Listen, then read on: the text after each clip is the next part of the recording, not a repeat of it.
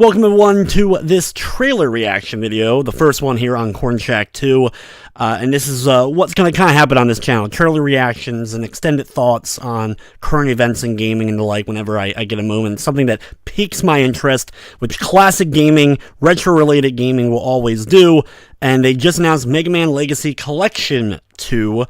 This is going to be on PS4, Xbox One, Steam. I haven't watched the trailer yet, so we're going to watch that together.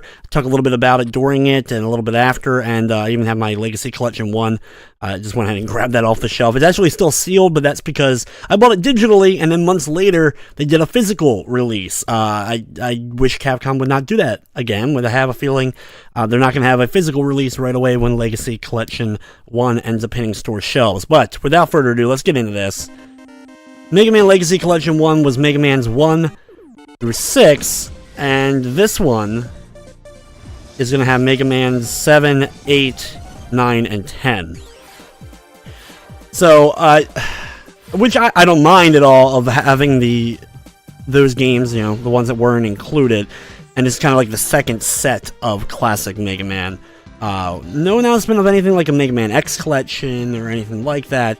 A lot of people don't like 7. 7's probably one of my least favorites. I actually think I like 8, or at least parts of 8 more than I end up liking 7. It's kind of both hit or miss. 7 has horrible voice acting, which is great, and a few other Robot Masters I like. And then the redone things for 9 and 10 when they just came out just were so awesome. I thought Capcom did a fantastic job with Mega Man 9 and 10. The music was awesome. Just some of the Robot Masters, the new ones, were a lot of fun to fight.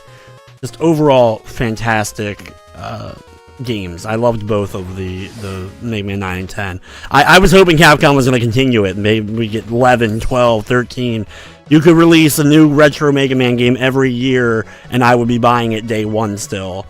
We're also going to get challenges back. We had those in the last one. Some gallery stuff. Soundtracks, of course, with all the different music. So, not bad. I mean, not bad at all for having that. And it's also going to... it's only $19.99 is what it's going to end up costing. It comes out August 8th.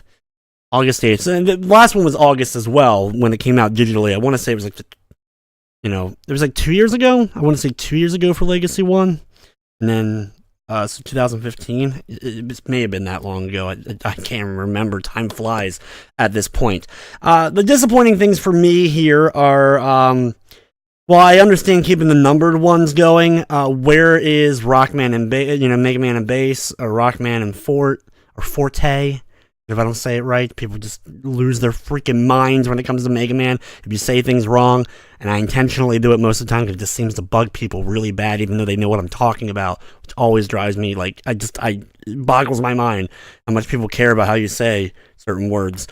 But anyway, I don't know why that's not included here. The GBA version did come to North America. I understand the original SNES version didn't, but that's still something that easily could have been encompassed into this.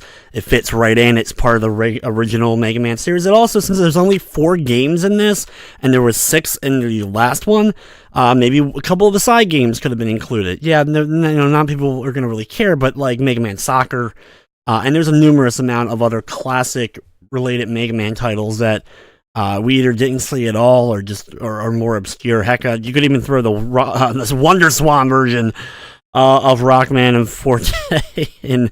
I know that was never going to happen,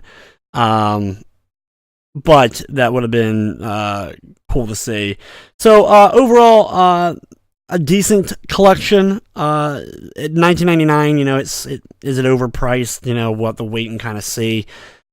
With everything, I think they could have included a few extra things to really sweeten the deal. It probably won't have a platinum again, which is one of the biggest things I hated with this version. It was no platinum trophy involved in Mega Man Legacy Collection 1, which I thought was criminal, especially having 6 titles. Just for example, Sony is re-releasing Crash Bandicoot next month with the trilogy, the classic Crash trilogy. Each one of those games supposedly is going to have their own platinum. Each one of these could have. Each one of these can have their own platinum and trophy list. You can't even give us one. They did it with also the Disney Afternoon Collection. So I know that's not something huge to people, but to me, as a classic Mega Man fan who owns every one of these games, already, sometimes multiple versions of these games, that just gives me a little bit more incentive. But I'll probably still end up picking it up and knocking it out for a review. So let me know down in the comments what you guys think of this. Do you think it's going to be overpriced? Do you think it's missing games? What other games would you like to see? And I know we want a Mega Man X collection as well. Hopefully Capcom one day gives us that.